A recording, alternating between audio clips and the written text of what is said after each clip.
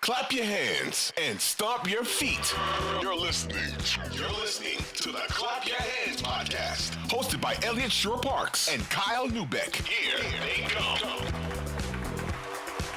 But one way they could, at this point, who knows how big of a trade they'll be able to make. But we talk so much about Harden. There is still the Tobias chip. And I think about that when I see the Pascal Siakam rumors. I don't think you're trading James Harden for Pascal Siakam, but I also think it probably takes more than Toby. Regardless, Pascal Siakam has been linked to the Sixers. They were mentioned as a team that had interest. You do wonder how much of that is just the agent being able to connect the dots. Like Nick Nurse is there. The Sixers are looking to make moves. There's all that there. But Siakam would be a nice kind of middle ground between making a change to the roster to give people some hope. You spice things up a little bit, but you're also not making a major overhaul where you can still lean on the continuity a little bit. What do you think of the Siakam stuff?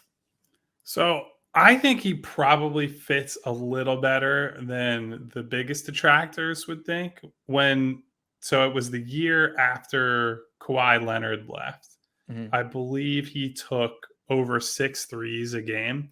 I only made about 36% of those, which not terrible. It's not terrible, but that would have to go up a little bit. But multiple time All-Star, he's going to turn 29, or he turned 29 in April, so it'll be 30 when the playoffs start next year. So guy right in the middle of what we would consider either prime or post-prime years, coming off a season where he scored 24 points a game, 8 rebounds, 6 assists. He's a very versatile offensive player. Now, I think he's versatile in a way that doesn't necessarily raise their ceiling. And there would be some complications where can't operate from the elbows as much. Him and Joel are probably getting in each other's way. Not as natural of a fit in terms of putting those two in actions compared to Harden and Joel, right? Where it's a guard and a center, and you just run all the traditional stuff that you'd run as an NBA team. Not the same for Siakam. They would get considerably better on defense. That's a team that all of a sudden you have 2 of your main pieces are like real defensive guys. He's a switchable playoff caliber, finals caliber defender, and that's a big won deal. A title. So you start envisioning it, and now I don't know what it would take to get somebody like Siakam. But let's say you have Joel, you have Siakam, you have a guy like DeAnthony Melton, another long athletic defender. That team already is starting to look like more of a defense-first, tough-minded team than they did a season ago. And than they have been since Jimmy Butler left, essentially. And they had that version of that team. I don't know how you make it happen. I think Atlanta is probably a more likely suitor for Siakam at this point, where they're willing to just kind of trade a bunch of stuff to get him. And he's a more natural fit with someone like Trae Young. And you don't have to worry as much about, is he going to try to operate on offense from the same spots on the floor as Joel? But I think he's very good. I just think he's a number 2 that would need a very specific number 3 fit that I don't know that they have. So this might be a bit of a complicated question, but what it would take to get him. Like, I get the Harden thing. Like, if you remove the emotion of it all, I do not think trading James Harden for Pascal Siakam makes the Sixers better.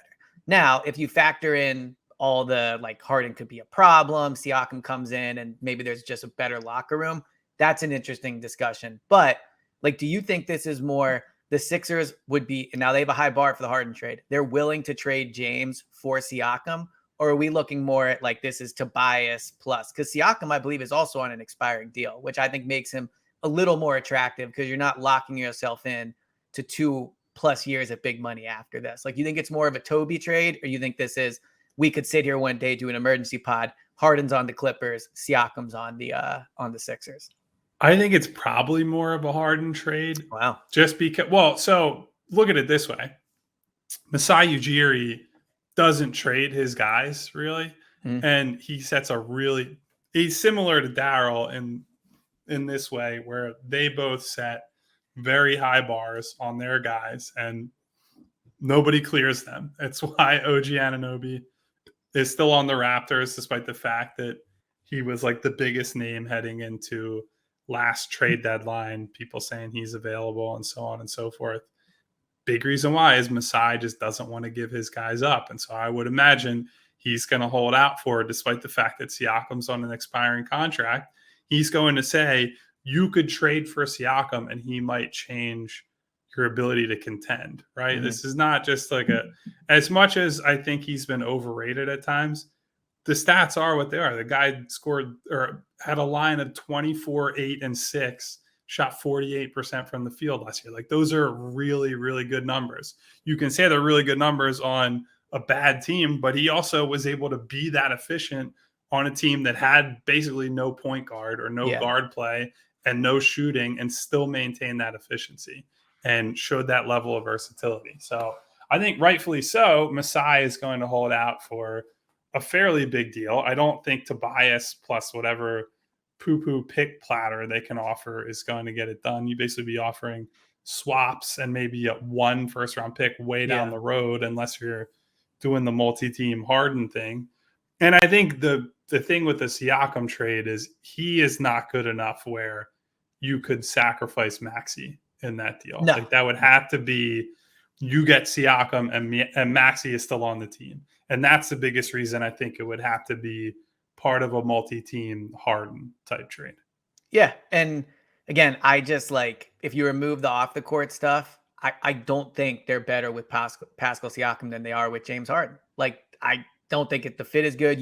They're different, but yeah, I don't think they're necessarily. I don't think they're as good. So, I mean, look, the last time we wrapped up a pod, we thought we'd be doing a very different pod. The Sixers always keep things interesting.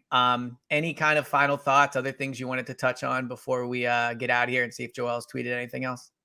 No, I mean, so I will note one other thing. I don't know that the Nurse Siakam relationship is that good at this point. And that would be another thing that you'd have to factor in here. But certainly if they acquired him, they'd be sending the signal that they feel good enough about that relationship that they're going to put them back together. Again, we're talking a lot about soccer on the podcast lately. Mm-hmm. I think one thing that happens a lot in soccer that people don't think about as much in basketball is like these trades are very rarely made without a lot of behind the scenes intel, right? It's middlemen and agents and what have you putting feelers out there. Like, how would you feel about playing with XYZ at this team?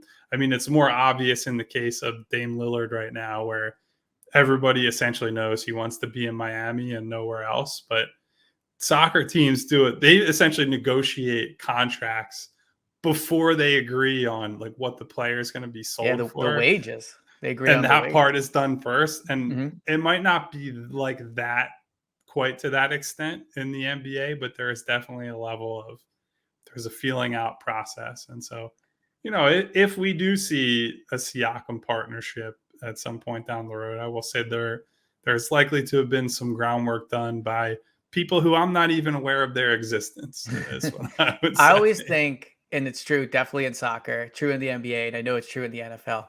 By the time like the general public like finds out about something like a Schefter report or whatever, it's been the case for so long already. Like if all of a sudden they tweet like, hey, Siakam's available in a trade, that means every single team was well aware Siakam was available for a trade. And for the last few weeks, they've been trying to figure out who can get him. And then that comes out. So I agree. Like if Siakam were to come here, I think that it would definitely be done with the idea of like, he is down to come to Philly. He's excited about the opportunity. That being said, 10 minutes ago, I just went through and be like, Embiid could blow up at any moment. Harden's unhappy. The idea of trading for someone where once again, we're talking about like, well, we sure he wants to be here. Super not ideal. But thanks for watching. If you enjoyed this video, please don't forget to hit that subscribe button right here. You'll get all the videos in a playlist, and make sure you leave a comment in the section below to let us know what you think. And don't forget to follow us on social media to stay up to date. All our latest updates, new episodes, new podcasts. Links are in the description. Thanks again for watching, and we'll see you in the next video.